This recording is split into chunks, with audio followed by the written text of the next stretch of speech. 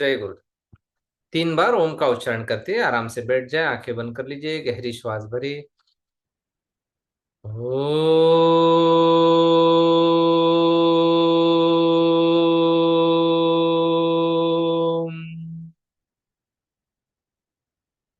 ओम।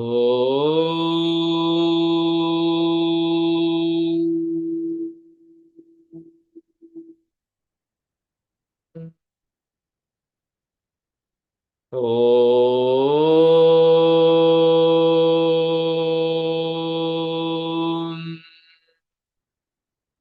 गुरवे सर्वलोकानां भिषजे भवरोगिणां निधये सर्वविद्यानां दक्षिणामूर्तये नमः।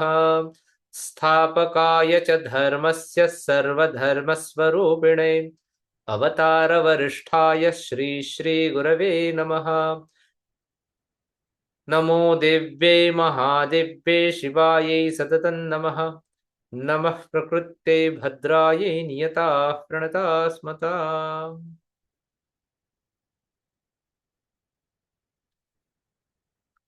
जय गुरुदेव।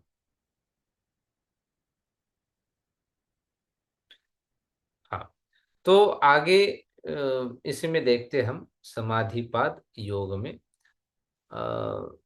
कल मैं आपको गीता, भगवत गीता के कुछ श्लोक बता रहा था। तो आगे श्री कृष्ण बोलते हैं, सर्वद्वारा सर्वद्वाराणि संयम्य मनोहृदि निरुध्य च मूर्ध्याधायात्मनः प्राणः आस्थितो योग धारणा। हे अर्जुन, सब इंद्रियों के द्वारों को रोक कर, अर्थात इंद्रियों को विषयों से हटाकर तथा मन को हृदय में स्थित करके, हृदय निरुद्ध, हृदय देश में स्थित करके, और प्राण को अपने ब्रह्मरंध्र में स्थापन करके योग धारणा में स्थिर होकर, फिर आगे बोलते हैं श्री कृष्ण, कहते ओम इत्तेकाक्षरम ब्रह्म व्याहरन् मामनुस्मरन् यः प्रयाति त्यजन् देहं स याति परमां गतिम्। जो पुरुष ओम ऐसे इस एक अक्षर रूप ब्रह्म का, पहले तो सभी इंद्रियों को विषयों से हटाकर और मन को भीतर लेके आना और मन को हृदय देश में स्थापित करके अपने ब्रह्मरंध्र में यहाँ प्राण को स्थापित करके योग धारणा में स्थिर होकर जो पुरुष ओम ऐसे इस एक अक्षर रूप ब्रह्म का उच्चारण करता हुआ और उसके अर्थ स्वरूप मेरे को परमात्मा का चिंतन करता हुआ शरीर का त्याग करता है, वह पुरुष परम गति को प्राप्त कर होता है। ये तो आर्ट ऑफ डाइंग हो गया। मरने की कला सिखा दी श्री कृष्ण ने। नहीं, मरना कैसे, मृत्यु के समय प्राण को कैसे छोड़ना, यह भी एक बहुत बड़ी कला है।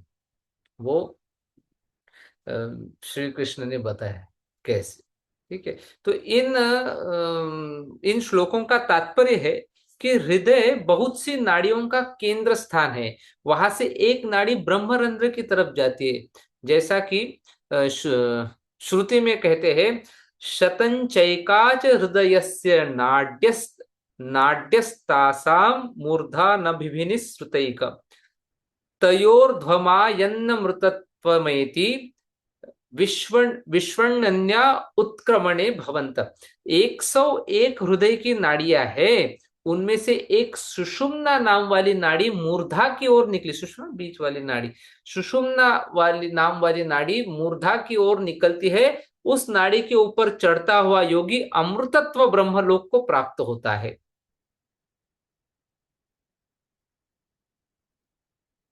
तयोर्ध्व मायन्नम मृतत्वमेति, वो अमृतत्व माने ब्रह्मलोक को प्राप्त होता है।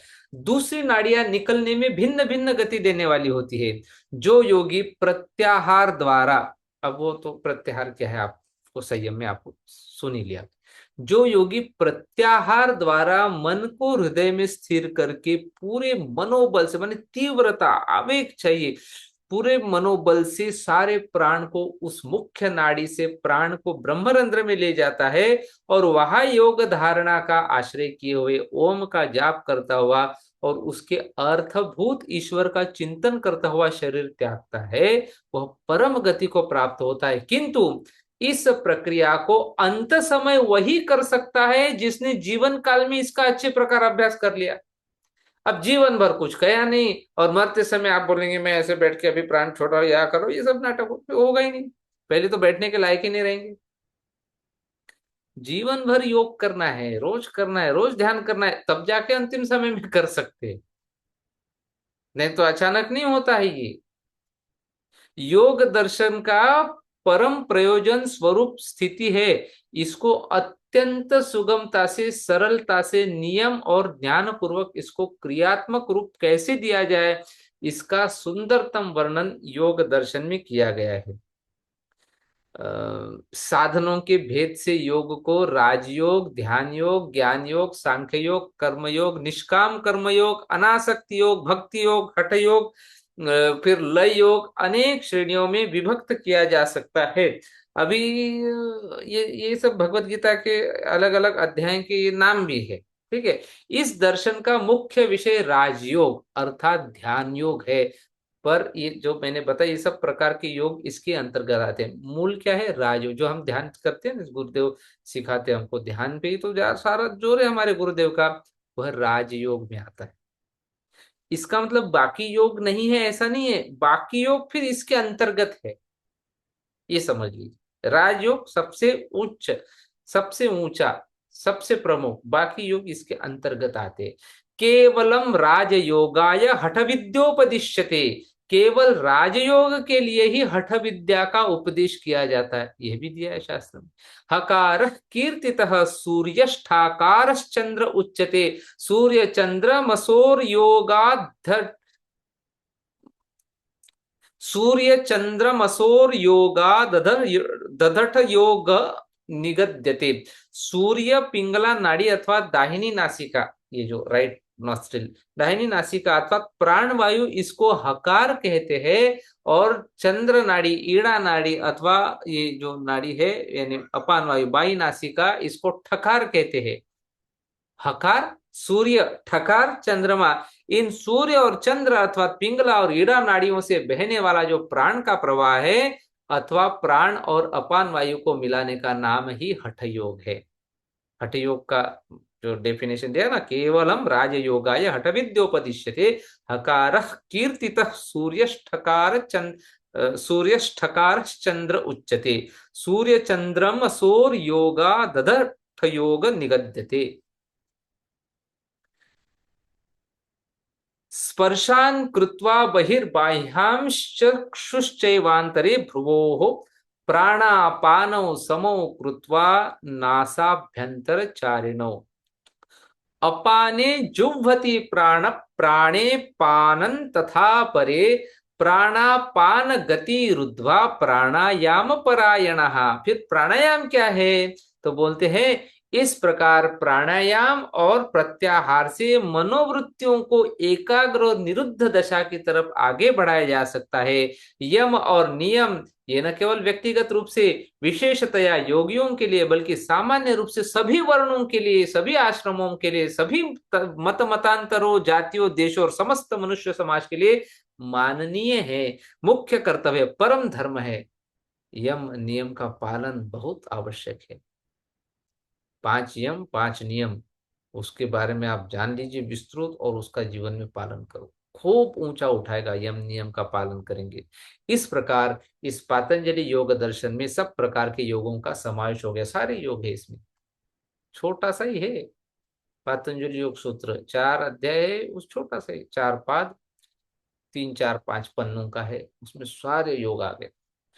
फिर दूसरा, पहला तो सूत्र हो गया अथ योगानुशासनम। दूसरा सूत्र आता है योगश्चित्त वृत्ति निरोध। चित्त की वृत्तियों को रोकना यही योग है। निरोध अर्थात रोकना। योगश्चित्त वृत्ति निरोध, निरोध माने क्या? रोकना। जो बहिर्मुख वृत्तियां है, जो संसार की तरफ, जो बाह्य विषयों की तरफ जा रही है, वहां से उनको लौटकर उल्टा कर अंतर्मुख करके अपने चित्त में लीन कर लेना, यही योग है। ऐसा यह निरोध सब चित्त की भूमियों में सब प्राणियों का धर्म है, जो कभी किसी के चित्त में प्रकट हो जाता है प्राय यह चित्तों में छिपा हुआ ही रहता है। माने चित्त से तमरूपी मल का जो आवरण है उसको हटाकर और राजस की जो विक्षेप रूप चंचलता है उससे निवृत्त होकर सत्व के प्रकाश में जो एकाग्र वृत्ति से रहे, उसको योग समझना चाहिए। मल विक्षेप आवरण बोलते हैं ना, मल तमस रूपी, विक्षेप रजस रूपी, उसको हटा के तीसरा कवर वो सत्व के रूप में। सारी सृष्टि सत्व रजस और तमस इन तीन गुणों का ही परिणाम रूप है। एक धर्म आकार अथवा रूप को छोड़कर धर्मांतर के ग्रहण अर्थात दूसरे धर्म आकार अथवा रूप के धारण करने को परिणाम कहते हैं। चित्त इन गुणों का सबसे प्रथम सत्व प्रधान परिणाम है, इसलिए इसको चित्त सत्व भी कहते हैं। ये इसका अपना व्यापक स्वरूप है। ये सारा स्थूल जगत जिसमें हमारा व्यवहार चल रहा है रज और तम प्रधान गुणों का परिणाम है। तो बाह्य जगत के रज और तम प्रधान, रजोगुण और तमगुण प्रधान पदार्थों और विषयों से जब इस चित्त का संपर्क होता है तो उसको चित्त वृत्ति कहते हैं, मॉड्यूलेशन। तो विषय को और स्पष्ट रूप से समझना चाहिए। मानो चित्त एक अगाध परिपूर्ण सागर का जल है। जिस प्रकार पृथ्वी के संबंध से खाड़ी, झील, तालाब, कुआं, सरोवर इत्यादि अनेक प्रकार के परिणाम को जल प्राप्त हो जाता है, इसी प्रकार चित्त अपने अंतर में राग, द्वेष, काम, क्रोध, लोभ, मोह, भय इत्यादि आकारों को धारण कर लेता है। और जिस प्रकार वायु आदि के वेग से जल में तरंगे उठती है, इसी प्रकार चित्त इंद्रियों द्वारा बाह्य विषयों से आकर्षित होकर उनके जैसे ही आकारों के रूप में परिणित हो जाता है। समझ रहे आप इस बात को? फिर से मैं समझा देता हूं। पृथ्वी है, पृथ्वी पे अलग अलग जल के स्रोत हुए हैं। भले सागर है बहुत बड़ा, वो छोड़ दो, सिर्फ आप भूभाग ले लो, भूमि का। उसमें कुआं भी है, तालाब भी है, कहीं नाला भी है, कहीं सरोवर भी है, कहीं बावड़ी है, कहीं पे नदी है। नहीं, जल के अलग अलग बीच बीच में स्रोत तो बने हैं इस भूमि पे। ऐसे ही हमारा चित्त भी, हमारे चित्त में चित्त एक अगाध परिपूर्ण सागर का जल है। तो उसमें जैसे पृथ्वी पे खाड़ी है, झील है, तालाब है, कुआं है, सरोवर इत्यादि प्रकार के परिणाम को जल प्राप्त हो गया। तो ऐसे ही चित्त में भी राग, द्वेष, काम, क्रोध, लोभ, मोह, भय इत्यादि आकारों को धारण कर लेता है चित्त में। तो वायु जब आता है, जैसे हवा से कैसे जल में तरंगे उठती है, ऐसे ही इस चित्त में भी तरंगे उठती है। किससे तरंगे उठती है? बाहरी विषयों से आकर्षित होकर तरंगे उठती है, फिर विकार आते हैं। यह सब चित्त की वृत्तियां कहलाती है, जो अनंत है और प्रतिक्षण उदय होती रहती है। माने जैसे तरंग प्रतिक्षण, लहर प्रतिक्षण उठती है, ऐसे ये चित्त की वृत्तियां अनंत है, प्रतिक्षण उदय होती रहती है। जैसे जल, वायु आदि के अभाव में तरंग आदि आकारों को, परिणाम को त्याग कर अपने ही स्वभाव में, शांत स्वभाव में अवस्थित हो जाता है, वैसे ही जब चित्त बाह्य तथा आभ्यंतर विषय आकार परिणाम को त्याग कर अपने स्वरूप में अवस्थित हो जाता है, तब उसको चित्त वृत्ति निरोध कहते हैं। माने हवा ही नहीं है, बिल्कुल वायु ही नहीं है, तो जल स्थिर हो जाता है। इसी प्रकार माने तरंग, जल भी नहीं है, वायु भी नहीं है, तो तरंग कहाँ रहेगी? इसी प्रकार जब ये बाह्य विषय जो है ये अगर नहीं है, बाह्य भी और भीतर भी संस्कार है हमारे ऊपर, वह भी ना रहे, तो चित्त की जो अवस्था हो जाती है, निरोध कहते हो, चित्त वृत्ति निरोध, माने एकदम शांत हो जाएगा। ये वृत्तियां जो है ना, ये रजोगुणी है, तमोगुणी और सतोगुणी भी होती है। जब उसमें रजोगुण और तमोगुण इन दोनों का मेल होता है, तब ऐश्वर्य और विषय प्रिय लगते हैं। लगता है खूब ऐश्वर्यशाली हो, खूब विषयों को, खूब भोग में लेना है विषयों को। जब यह तमोगुण से युक्त है, तब अधर्म के मार्ग पे जाता है व्यक्ति, अज्ञान, अवैराग्य, अनीश्वरी को प्राप्त होता है। वही चित्त जब तमोगुण के नष्ट होने पर रजोगुण के अंश से युक्त होता है, तब धर्म, ज्ञान, वैराग्य और ऐश्वर्य को प्राप्त होता है। समझ रही ये बातें? जब चित्त में रजोगुण और तमोगुण दोनों का मेल होता है, तब अंदर से ऐश्वर्य का भाव आता है कि संपन्नता चाहिए, ये सारे जो उपभोग के विषय है इंद्रियों के, वो प्रिय लगने से उसमें ज्यादा मन जाता है। जब दोनों रहते, जब तमोगुण रहता है सिर्फ ज्यादा डोमिनेंट, तब अधर्म में मन लगता है, अज्ञान में जाता है, अवैराग्य अवैराग्य में जाता है, अनीश्वरी को जाता है। ठीक है। जब चित्त में तमोगुण नष्ट होकर रजोगुण के अंश से युक्त होता है, रजोगुण जब प्रबल होता है, तब व्यक्ति का मन धर्म में लगता है, ज्ञान में लगता है, वैराग्य में लगता है और ऐश्वर्य को प्राप्त होता है। वही चित्त जब रजोगुण के लेश मात्र मल से भी रहित होता है, तब वह अपने स्वरूप में स्थिर होता है, प्रतिष्ठित कहलाता है, तब सत्व गुण बढ़ा होता है। तब चित्त सत्व और पुरुष की भिन्नता का ज्ञान होता है, जिसको विवेक ख्याति अथवा भेद ज्ञान कहते हैं। विवेक और भेद ज्ञान या एडवांस कोर्स में बहुत अच्छे से गुरुदेव ने विस्तृत इसका वर्णन किया है। ठीक है। विवेक ख्याति के परिपक्व होने पर, जब विवेक में मजबूत हो जाता है, विवेक अच्छे से जग जाता है भीतर, फिर धर्म मेघ समाधि की अवस्था प्राप्त है, अर्थात वहां धर्म बरसता है, ब्रह्मानंद अपना आत्मानंद अपना स्वरूप है, उसमें वो साराबोर हो जाता है। इस प्रकार चित्त से पुरुष का भिन्न देखना विवेक ख्याति कहलाती है। तो तदा दृष्ट स्वरूपे अवस्थानम,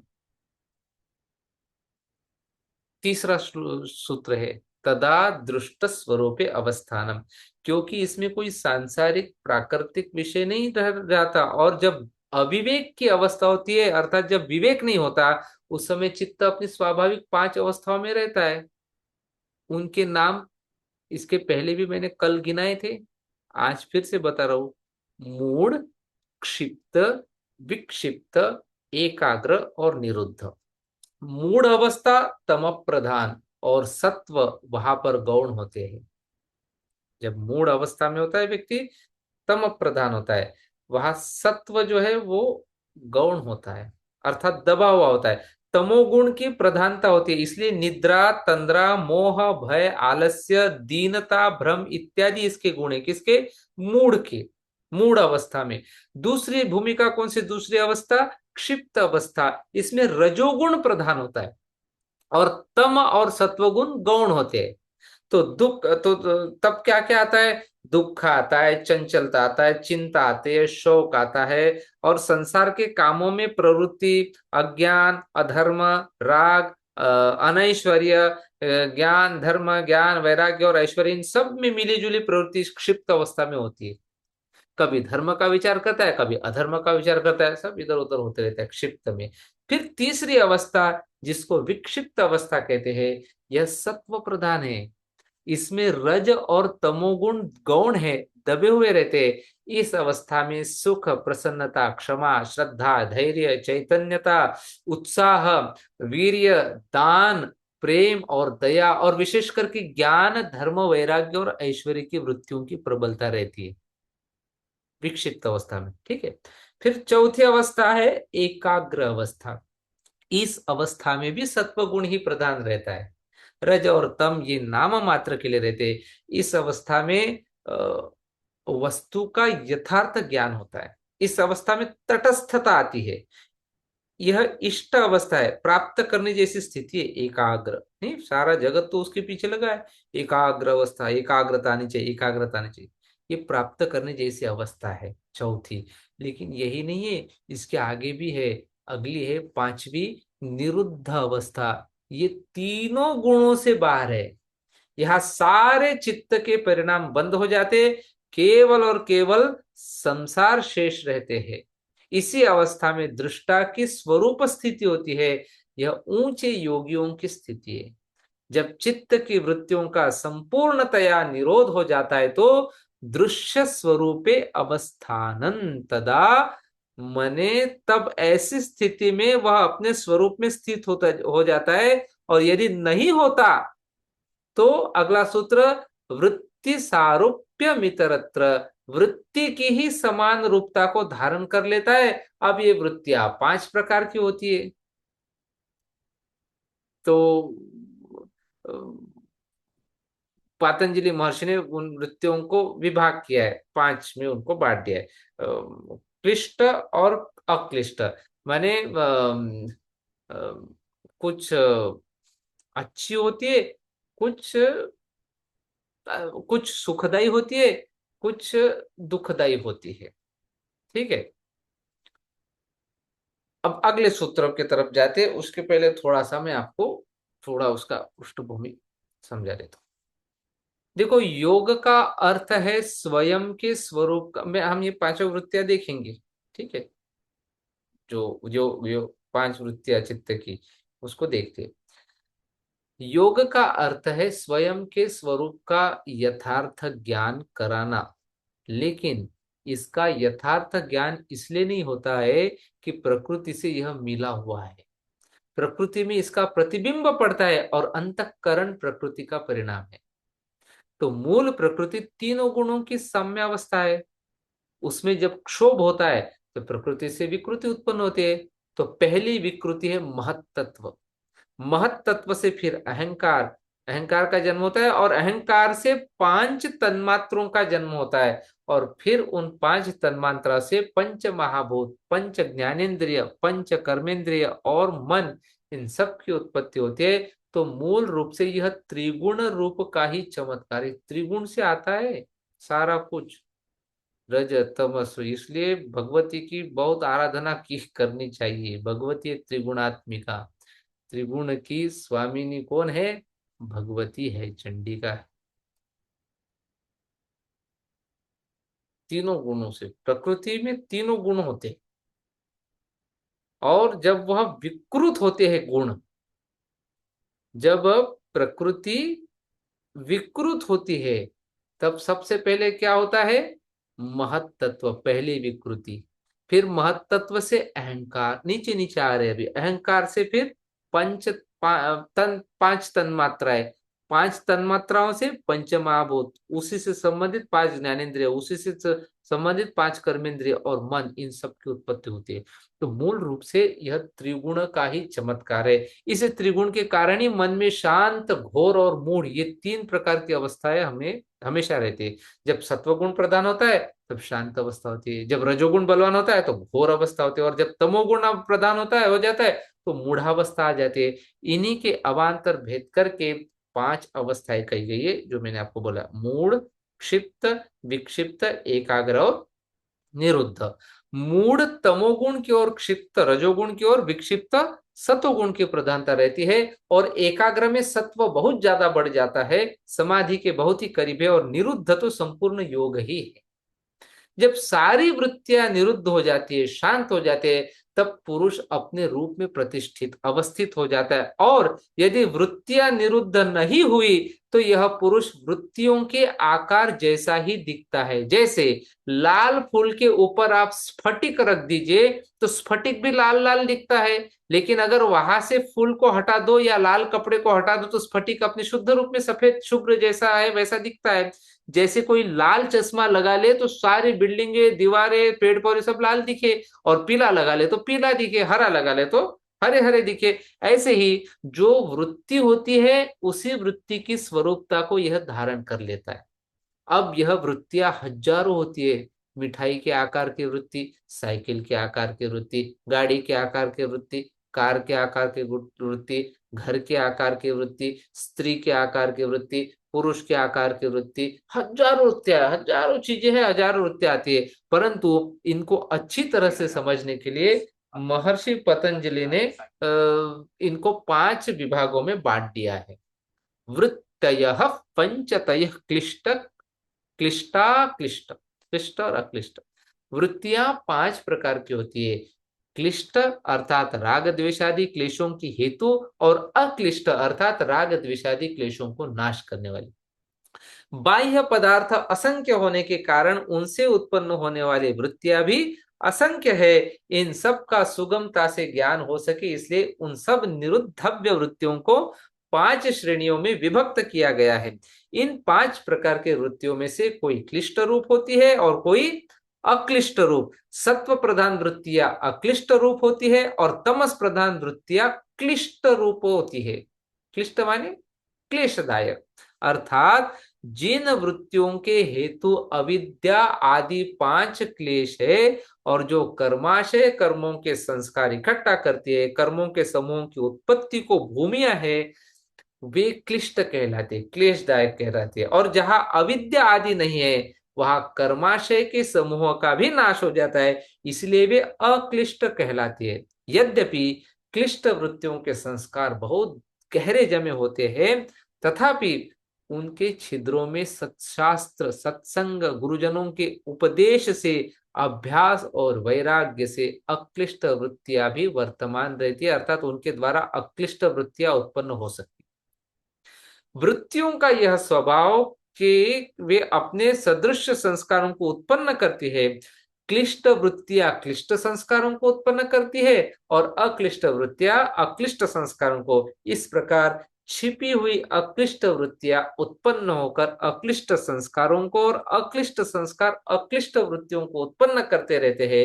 यह चक्र आदि निरंतर चलता रहे तो क्लिष्ट वृत्तियों का निरोध हो जाता है, पर इनके संस्कार सूक्ष्म रूप से वृत्तियों के छिद्रों के रूप में बने रहते हैं। उनका भी जब नाश हो जाता है तब निर्बीज समाधि संपन्न होती है। इस विधि के अनुसार जब क्लिष्ट वृत्तियां यहाँ वहां सब जगह से दब जाती है, तब अक्लिष्ट वृत्तियों का भी निरोध परवैराग्य से हो जाता है। और इस पर वृत्तियों का निरोध ही असंप्रज्ञात योग है। किसी ने पूछा था कल, असंप्रज्ञात योग, सब वृत्तियों का निरोध हो जाए तब वो योग होता है। तो अब इन 5 वृत्तियों के नाम है प्रमाण, विपर्याय, विकल्प, निद्रा और स्मृति। यह 5 प्रकार की वृत्तियां है। सबसे पहली वृत्ति है प्रमाण वृत्ति, जिसमें हमारा सारा लौकिक व्यवहार चलता है। वो प्रमाण है 3। प्रमाण 3 है। कौन से? प्रत्यक्ष, अनुमान और आगम। प्रत्यक्ष प्रमाण वो होता है जिसका हमको इंद्रियों से ज्ञान होता है, देख के, सुन के, स्पर्श से नहीं, रूप रस शब्द स्पर्श इन सबका ज्ञान हमको आंख कान नाक रसना और त्वचा से होता है। ये प्रत्यक्ष ज्ञान के कारण है। ज्ञान को प्रमा कहते हैं और करण को प्रमाण कहते हैं और ज्ञाता को प्रमाता कहते हैं। तो ज्ञाता, ज्ञान, ज्ञेय, प्रमाता, प्रमाण, प्रमेय, यह त्रिपुटी है। प्रमा माने यथार्थ ज्ञान, और उस यथार्थ ज्ञान यथार्थ प्रमा का जो साधन है उसको प्रमाण कहते हैं। जो चक्षु आदि इंद्रिया उस ज्ञान के साधन है, इसलिए वो प्रमाण है। और रूप रस गंधादि प्रमेय है। तो मैं देखता हूँ, मैं सुनता हूँ, मैं सुखी हूँ, मैं दुखी हूँ, ये सब प्रत्यक्ष प्रमाण है। और यह बात मैं अनुमान से जानता हूँ और यह बात बात मैं वेद शास्त्र के द्वारा जानता हूँ। इस प्रकार से 3 प्रमाण होते हैं, प्रत्यक्ष, अनुमान और आगम। ठीक है। जैसे कहीं पे आग लगी है, प्रत्यक्ष है, जो दिख रहा है, आंखों से दिखा है। दूसरा अनुमान होता है। अनुमान माने कहीं पे धुआं दिखा तो शायद यहाँ आग लगी होंगी। आग दिखी नहीं आपको, अनुमान लगाया आपने। ठीक है। और तीसरा है आगम। आगम माने शास्त्र में ऐसे है ना, हमको शास्त्र भी प्रमाण होते हैं ना हमने देखा है ना हम अनुमान लगा रहे, बस शास्त्र में इसलिए मान रहे, गॉस्पेल ट्रुथ बोलते, बस यही है। कुछ कुछ धर्मों में तो इससे कई मारकाट होती रहती है, ये इस चक्कर में शास्त्र ही प्रमाण है। इसके 3 हो गए ना। हाँ, प्रमाण 3 हो गए, प्रत्यक्ष, अनुमान और आगम। अब अनुमान भी 3 भेद है, पूर्ववत, शेषवत और सामान्यतो दृष्ट। पूर्ववत अनुमान तो वो होता है जैसे कारण को देख के कार्य का अनुमान करना, बादलों के देख करके होने वाली वर्षा का अनुमान कर लेना, ये पूर्ववत अनुमान हो गया। पूर्ववत माने क्या? बादल आए, खूब बारिश बरसेगी, अभी अनुमान लगाया आपने, ना बारिश हुई है अभी, ना होने वाली है कि नहीं पता नहीं है, लेकिन अनुमान लगा दिया। लेकिन कैसा अनुमान है? पूर्ववत है, अभी बारिश हुई नहीं, पूर्ववत अनुमान आपने लगा दिया। ठीक है। दूसरा होता है शेषवत। कार्य से कारण का अनुमान, जैसे नदी के मटीले पानी के देखकर, कहीं ऐसे मैला पानी देखा नदी का, तो मिट्टी मिला हुआ पानी को देखकर उस पहाड़ में कहीं वर्षा हुई है, ऐसा अनुमान कर लेना, इसको शेषवत कहते हैं। माने हो गया है वो, उसका परिणाम अभी दिख रहा है, ऐसे ऐसे अंदाज लगाना। और एक होता है सामान्य तो दृष्ट, जो सामान्य रूप से देखा गया हो परंतु विशेष रूप से न देखा गया हो, जैसे घड़ा। जैसे मिट्टी के बने हुए घड़े को देखकर उसके बनाने वाले कुम्हार का अनुमान कर लेना, क्योंकि प्रत्येक बनी हुई वस्तु का कोई ना कोई चेतन निमित्त कारण सामान्य रूप से देखा जाता है। तो अनुमान का मूल प्रत्यक्ष ही है, क्योंकि पूर्व प्रत्यक्ष द्वारा ही अनुमान होता है। और तीसरा है आगम प्रमाण, अर्थात अथवा शब्द प्रमाण, क्योंकि अलौकिक विषय में वेद ही प्रमाण हो सकते हैं। स्वर्ग कामो यजत, अब स्वर्ग किसने देखा है?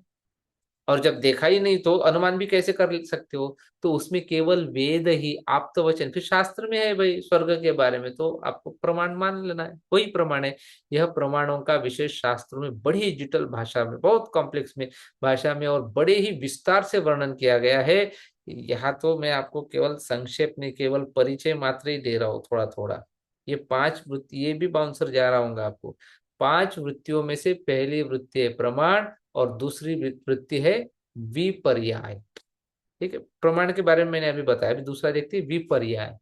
विपर्य माने मिथ्या ज्ञान, विपरीत ज्ञान, यथार्थ ज्ञान से भिन्न, कुछ भी गलत सोच लेना जिसको कोई और छोर नहीं है। ऐसे सोचना कि किसी खरगोश को सींग उग के आए, तो उसके कोई तुक नहीं बनता। आकाश में कमल का फूल उगते हुए देख लेना, तो कोई तुक नहीं है उसका, ऐसा तो कभी होना नहीं है। विपर्य बोलते हैं इसको, विपर्य, मिथ्या ज्ञान।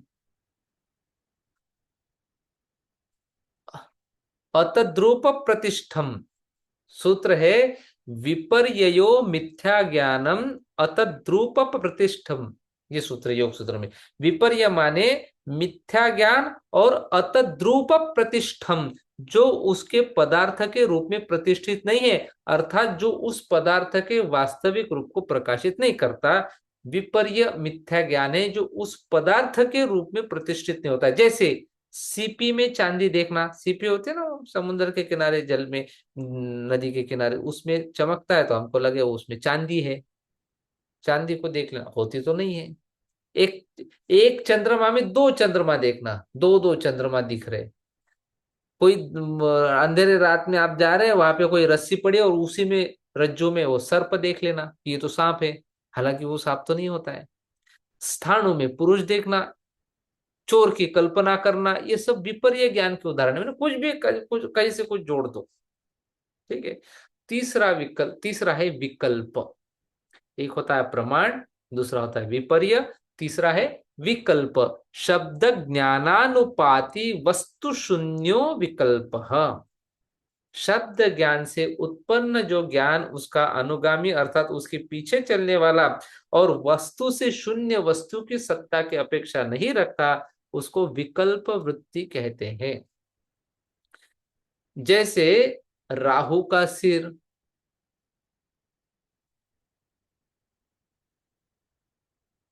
दूसरा उदाहरण देना है तो मनुष्य ब्राह्मण है।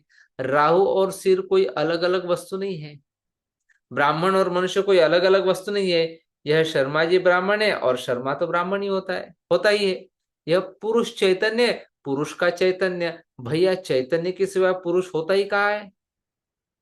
तो शब्दों में तो जिसका व्यवहार हो लोक में, परंतु वस्तु से शून्य हो, उसका नाम विकल्प है।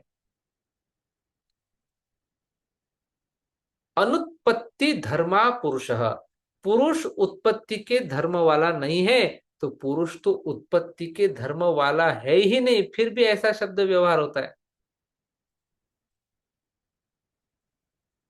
जैसे काठ की पुतली, काठ मतलब क्या होगा? लकड़ी, लकड़ी की पुतली, लकड़ी से बनाई हुई पुतली, काठ की पुतली। अब पुतली तो काठ की ही होती है। अब मिट्टी का घड़ा बोलते हैं, बोलते हैं ना, बोली भाषा में मिट्टी का घड़ा, तो घड़ा मिट्टी का ही होता है। बात को समझ रहे आप? मिट्टी का ही होता है घड़ा। घड़ा आया तो मिट्टी का होता है, दूसरी चीज को घड़ा नहीं बोलते। मिट्टी का है इसलिए उसको घड़ा बोलते हैं। और बोलते समय क्या बोलते हैं? मिट्टी का घड़ा। समझ रहे? पुरुष का चैतन्य, बोलते हैं ना, बोलते बोलते, जब पुरुष का चैतन्य जग जाता है, भाई पुरुष है तो चैतन्य है ही, नहीं तो पुरुष कैसे बनेगा? जीव ही जीव मात्र चैतन्य है, पर बोलने में आता है। जहां, तो जहां अभेद में भेद और भेद में अभेद की कल्पना होती है, उसको विकल्प वृत्ति कहते हैं। राहु और शिर, काठ और पुतली, ये जो उदाहरण, ये दो दो वस्तु नहीं है, तथापि अभेद में भेद का आरोप किया गया है। लोहा और आग, अथवा पानी और आग, ये दो दो वस्तु है, तथापि लोहे का गोला जलाने वाला है, अथवा पानी से हाथ जल गया। इस कथन में भेद में अभेद का आरोप किया गया है। तो शब्द ज्ञानानुपाति, शब्द से तो जिसका व्यवहार हो, लेकिन वास्तविकता में जो न हो। जैसे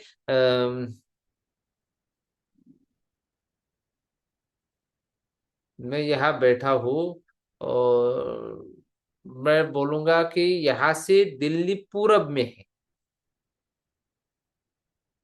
तो क्या जापान में गए हम, चाइना में गए, तो वहां से दिल्ली पूरब में हो जाएगी क्या?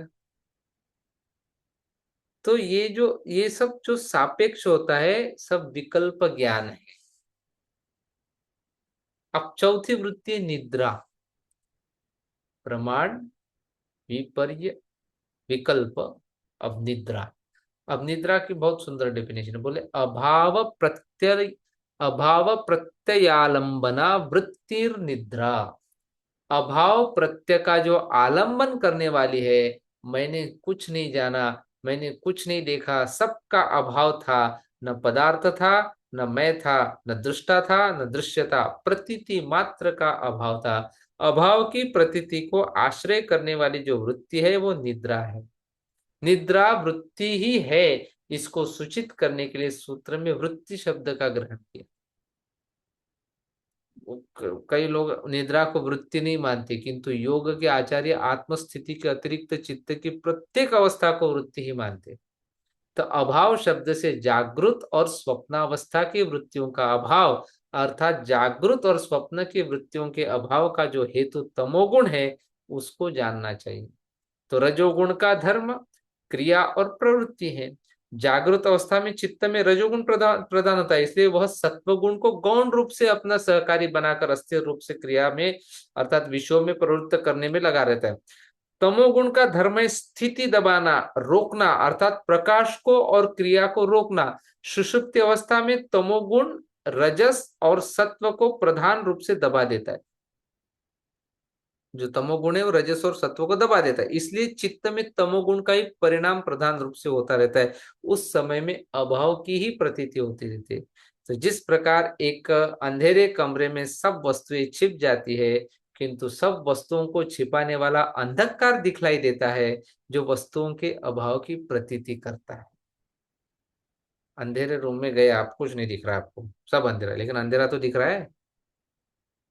मुझे कुछ नहीं दिख रहा, मुझे कुछ नहीं दिख रहा, ऐसे बोल के वो थोड़ी चलेगा। अरे भाई तुमको अंधेरा तो दिख रहा है वहां। अंधेरा दिखने के लिए तो आंख चाहिए। अंधेरा दिखा, वो अंधेरे के वजह से वहां की जो वस्तुएं है उसका अभाव प्रतीत हो गया आपको। वहां की वस्तुएं नहीं दिख रही, अभाव हो गया उसका, किसकी वजह से? अंधेरे की वजह से, तम। ये उदाहरण दिया। ऐसे ही जब हमारे भीतर तमो गुण प्रबल हो जाता है, तब बाकी जागृत और स्वप्न अवस्था का अभाव हो जाता है, तो निद्रा हो जाती है उस समय। प्राण चलता रहता है, रुधिर विचरण होता रहता है, करवटें बदलते रहते हैं, ये सब नींद में। तो नींद में प्राण रुक गए ऐसा नहीं, प्राण भी चलता है, रुधिर विचरण भी होता रहता है, सब रक्त भी बहते रहता है शरीर में, डाइजेशन सारा ये सब चल रहा है, करवटें बदलते रहते हैं, लेकिन कुछ पता नहीं लगता। काम तो सारे चल रहे हैं, और आत्मा तो कभी सोता ही नहीं, वो तो नित्य चैतन्य है। इस प्रकार तमोगुण सुषुप्ति अवस्था में चित्त की सब वृत्तियों को दबाकर स्वयं स्थिर रूप से प्रधान रहता है, किंतु रजोगुण का नितांत अभाव नहीं होता, तनिक मात्रा में रहता हुआ वह इस अभाव की प्रतीति कराता रहता है। चित्त के ऐसे परिणाम को निद्रावृत्ति कहते हैं। तब ये चौथे वृत्ति है, तब चित्त में तमोगुण वाली मैं सोता हूं इस प्रकार की वृत्ति होती है। इस वृत्ति के संस्कार चित्त में उत्पन्न होते, फिर उससे स्मृति होती है, मैं सोया, मैंने कुछ नहीं जाना। यहाँ पर इतना विशेष यह भी जान लेना कि जिस निद्रा में सत्वगुण के लेश सहित तमोगुण का प्रचार होता है, उस निद्रा से उठकर पुरुष को मैं सुख से सोया, मेरा मन प्रसन्न है और मेरी प्रज्ञा स्वच्छ है, इस प्रकार की स्मृति होती है। और जिस निद्रा में अगर सत्वगुण के साथ तमोगुण रहा, तो जिस निद्रा में रजोगुण के लेश सहित तमोगुण का संचार होता है, उससे उठने पर इस प्रकार की स्मृति होती है कि मैं दुख पूर्वक सोया, मेरा मन अस्थिर है, घूमता सा है, मुझे फ्रेश नहीं लग रहा है। और जिस निद्रा में केवल तमोगुण का प्राबल्य होता है, उससे उठने पर एकदम बेसुध सोया, जड़, मेरे शरीर के अंग भारी हो रहे, मेरा चित्त व्याकुल, इस प्रकार की स्मृति होती है। यदि उस वृत्ति का प्रत्यक्ष न हो तो उसके संस्कार भी न हो, और संस्कार न होने से स्मृति भी नहीं हो सकती। इसलिए निद्रा एक वृत्ति है, वृत्ति मात्र का अभाव नहीं है। श्रुति और स्मृतियों में हाँ, दोनों में निद्रा को वृत्ति ही माना। जागृत स्वप्न सुषुप्तंच गुण तो बुद्धि वृत्त, जागृति, जागृत, स्वप्न और निद्रा ये गुणों से बुद्धि की वृत्तियां है। एकाग्रता के तुल्य होते हुए भी निद्रा तमोमयी होने से सबीज तथा निर्बीज समाधि की विरोधिनी है, इसलिए रोकने योग्य है। तो ये जब नशेड़ी, नशा और क्लोरोफार्म आदि से उत्पन्न हुई मूर्छित अवस्था भी निद्रावृत्ति के अंतर्गत ही निद्रावृत्ति है। जबरदस्ती बाहर से आप कुछ ले भी रहे सोने के लिए, वो भी। फिर पांचवी है स्मृति, पांचवी वृत्ति स्मृति, अनुभूत विषया, अनुभूत विषय संप्रमोश स्मृति ही, अनुभव किया हुआ जो विषय है और उसमें असंप्रमोश, घटाया बढ़ाया नहीं, चुराया नहीं, इधर उधर से नहीं, तन मात्र ही उतना ही ज्ञान होना, इसको स्मृति कहते हैं। तो स्मृति से भिन्न ज्ञान का नाम अनुभव है। अनुभव से ज्ञात जानी हुई जो वस्तु है उसको अनुभूत कहते हैं। जब किसी दृष्ट या श्रुत देखी या सुनी हुई वस्तु का ज्ञान होता है, तब एक प्रकार का उस अनुभूत वस्तु का तदाकार संस्कार चित्त में पड़ जाता है। फिर जब किसी समय जब कोई उद्बोधक सामग्री उपस्थित होती है, तो वो संस्कार प्रफुल्लित हो उठता है, और तब चित्त इस संस्कार विषयक परिणाम को प्राप्त हो जाता है। तो यह अनुभूत पदार्थ विषयक चित्त का तदाकार परिणाम स्मृति नाम की ही वृत्ति कहलाता है। इस प्रकार से संक्षेप में पंच वृत्तियां बताई, और इनका निरोध कैसे करना, अभ्यास और वैराग्य के द्वारा इनका निरोध होता है, ये बात हम अ, देखते हैं। जब समय मिलेगा आगे तब इसके बारे में चर्चा करेंगे। इतना काफी है, खूब भारी गया आपको, आपके मुंह ही बता रहे हैं, तो कोई बात नहीं, ये जितना समझा उसको पचा लो, या सुनते सुनते वो आ जाएगा, वो अनुभव की बातें हैं। और गुरुदेव ने बहुत इसको सहजता से बताया है, ठीक है। अब वो तो गुरु के एक गुण होता है कि बड़ी से बड़ी चीज एकदम सहज करके परोसना, लेकिन यदि आप उसके ऊपर विचार करेंगे, मनन करेंगे, तो ये सब बातें उसमें से निकलती है। खूब गहरी बातें हैं ये, बहुत विशेष है, खूब विशेष, यदि समझ में आए तो। ठीक है, तो सुनते सुनते आ जाएगा आपको, आज नहीं तो कल आना ही है, आना ही है, लेकिन उसके लिए आप थोड़ी देर ध्यान करना, योग करना, प्राणायाम करना, तो वो मैंने जीवन में वो समझता, नहीं तो वो ऐसे हो जाएगा कुछ क्या थेरेटिकल जैसा हो जाएगा, थेरी। प्रैक्टिकल होना चाहिए जीवन में। इतना काफी है। अभी हम प्रश्न देखते हैं। आज अच्छा साधु भंडारा हो गया, आप में से कई लोग थे ऑनलाइन, जूम पे मैंने देखा।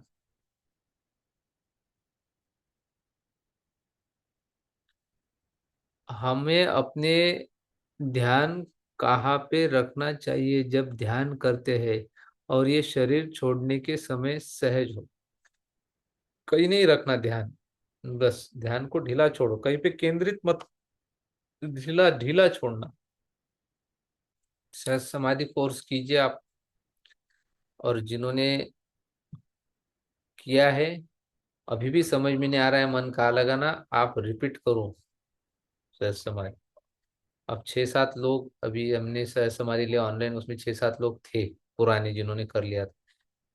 बड़े अच्छे अनुभव रहे उनको, उनको अच्छा लगा, समाधान लगा, किया हमने रिपीट। अभी होंगे ऑनलाइन तो आप जरूर इसमें कमेंट करना कि आपको फर्क पड़ा कि नहीं।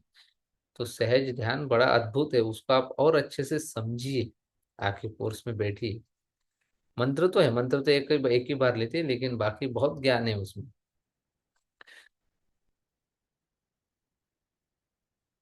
तीनों गुण शिव जी के भी अधीन होते हैं ना। शक्ति है ना, शिव और शक्ति। गुण तो शक्ति में है सारे, शिव निर्गुण है, गुणों से परे है। त्रिशूल पकड़ के, त्रिशूल में तीनों गुणों से परे, गुणातीत। श्री गणेश भी त्रिगुणात्मक है क्या? बिल्कुल रहेंगे, पार्वती नंदन है वो, उसी जगदम्बिका से आया हुआ अंश है, तो उसमें नहीं रहेंगे तो थोड़ी चलेगा थोड़ी फिर। देवी भक्ति अच्छी लगती है, लेकिन एक ही देवी का स्वरूप बताए जो सब देवी का भक्ति मिले।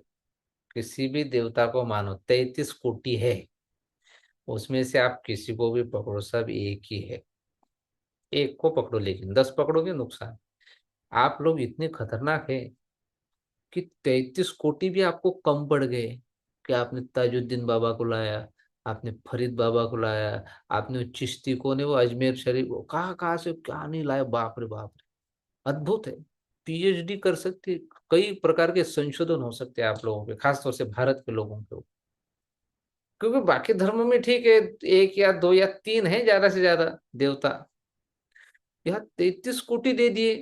13 करोड़, 33 करोड़, वो भी कम पड़ेगी और लेके आते, तुम्हारा भी दे दो, इधर का भी दे दो, उधर का भी दो, अरे कमाल है। जो शास्त्रोक्त है उसी, अब कोई पे वो लिंग भैरव वगैरह कहाँ से निकालते हैं। जो शास्त्रोक्त है, जिसका वर्णन शास्त्र में है, ऐसे किसी देवता को पकड़िए, उसी की आराधना कीजिए, सभी देवता उसी में है। बस उस रूप में आपको पसंद आ गए, इसलिए उसको पकड़ना है। अब जैसे आइसक्रीम है, इतने सारे आइसक्रीम सारे पसंद है मुझे, लेकिन एक ऐसा फ्लेवर है जो मुझे बहुत ज्यादा पसंद है। इसका मतलब बाकी आइसक्रीम है बेकार है, त्याग दो, ऐसा नहीं है। वो ज्यादा, उसको ज्यादा मेरा, तो उससे लगाव है मेरा ज्यादा। ऐसे ही इतने देवता है, सब एक ही है।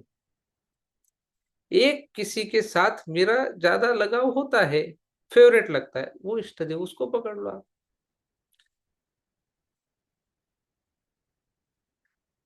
अनुमान गलत हो सकता है, दोनों होते हैं, सही भी होते हैं, गलत भी होते हैं। इसलिए अनुमान 3 प्रकार के बताए ना मैंने। मैंने नहीं बताया, उसमें है, योग में है। 3 प्रकार के अनुमान, वो आपको जो मैंने बताया, वो आप फिर से क्या बोलते हैं, सुन लेना, समझ रहे। ये ऐसे एक बार सुनने से नहीं आता है, इसलिए मैं आपको बता रहा हूँ कि इसको अच्छे से समझिए इसको। 3 भेद है, पूर्ववत, अनुमान के बोलते हैं पूर्ववत, शेषवत, सामान्य तो दृष्ट। ये 3 भेद है। तो अनुमान सही भी निकल सकता है, गलत भी निकल सकता है। धन्यवाद स्वामी जी, महर्षि पतंजलि का गहन ज्ञान सरल भाषा में समझाने के लिए। Bless me and my family Swami ji, दिशा सापेक्ष असतात का? अब उसके ऊपर आप विचार कीजिए, आप विचार कीजिए।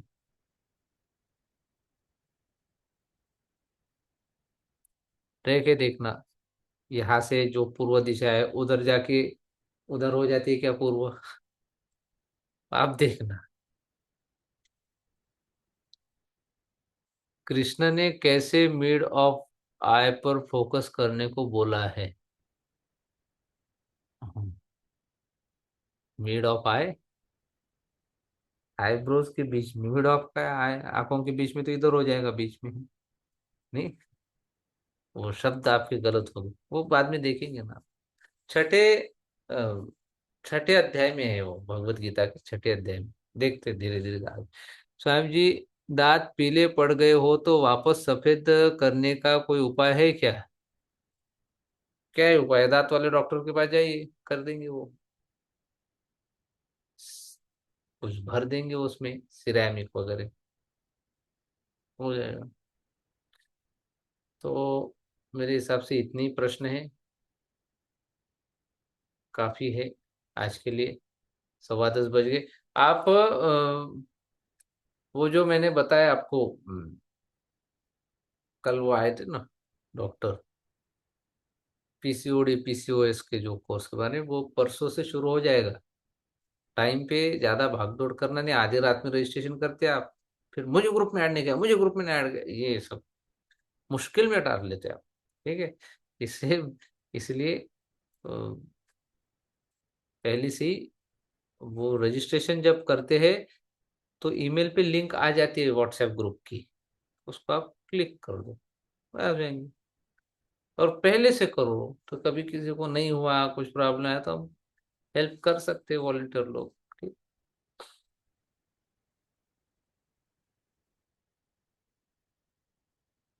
फिर परसों से रिपोर्टिंग है, एडवांस कोर्स अमरावती में।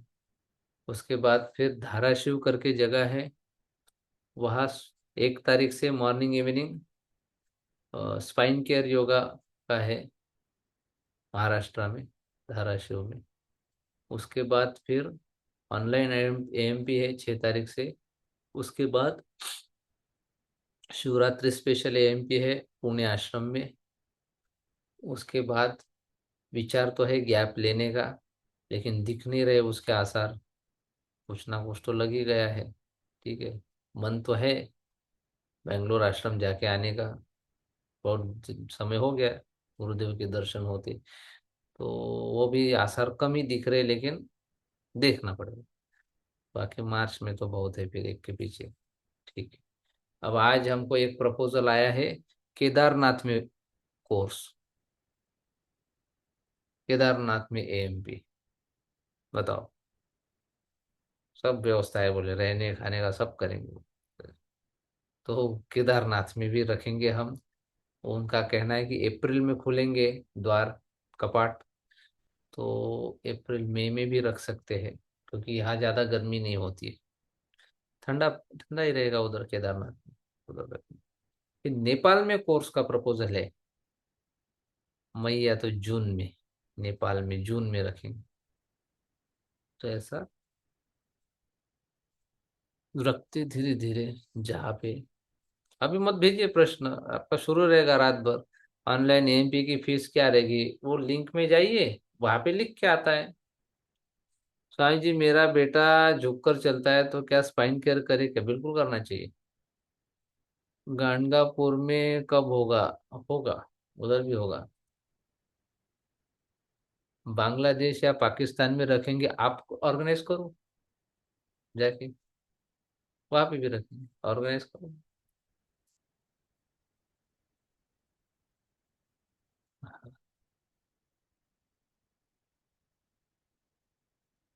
अच्छी बात है, दिमाग में आया कि बांग्लादेश और पाकिस्तान में जाके कोर्स करना।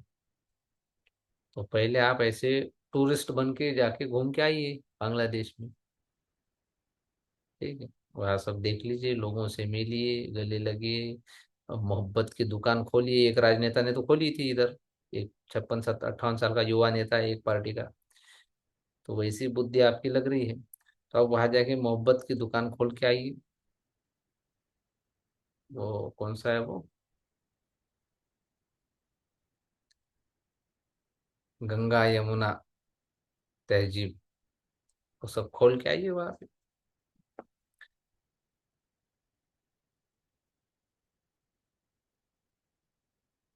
ठीक है, तो इतना काफी आज के लिए।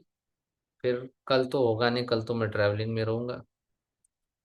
इस समय मैं आकाश में रहूंगा, आसमान में रहूंगा ये सेशन के समय। ठीक।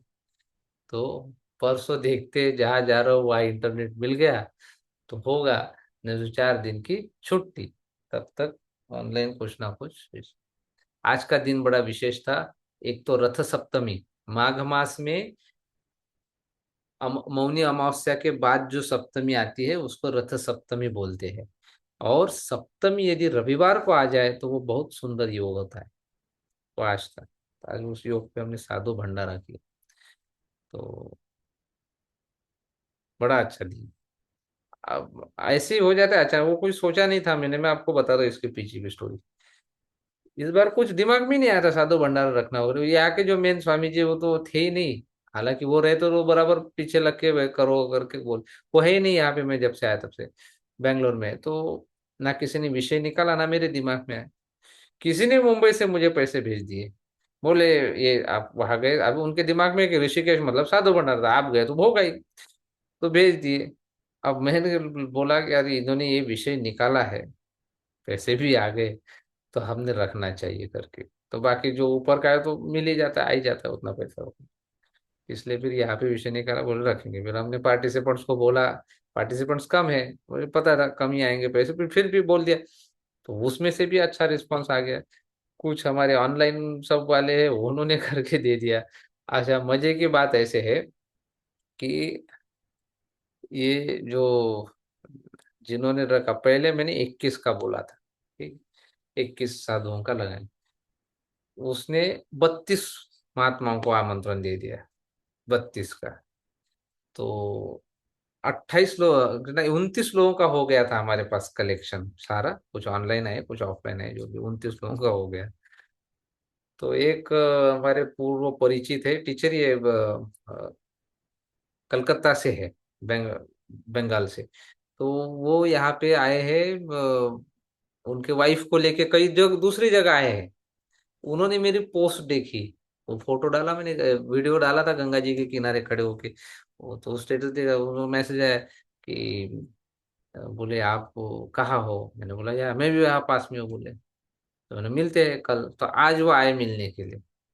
तो उन्होंने कुछ पैसे दिए मेरे को, ऐसे ही दिए, मैंने उनके पास विषय नहीं करा, बोले आपको कुछ पैसे देने का मन है तो मैं आपको भेज रहा हूँ बोले। तो उन्होंने ऑनलाइन भेजे, मैंने देखा वो बराबर उतने हैं कि वो 32 लोगों का हो गया।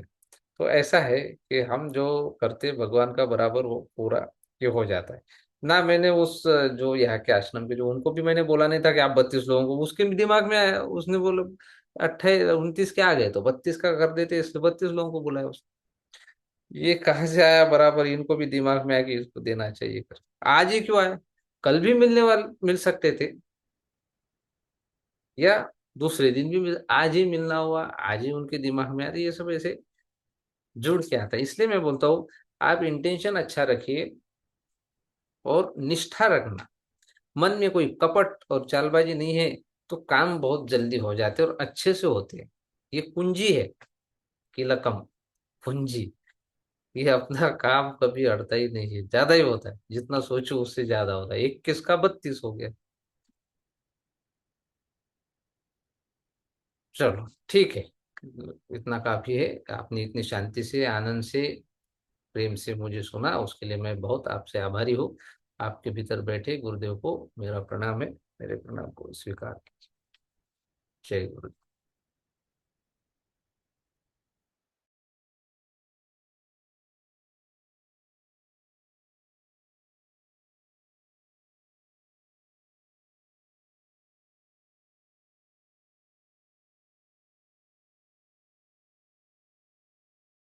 दुर्बल रे कुतिम्मा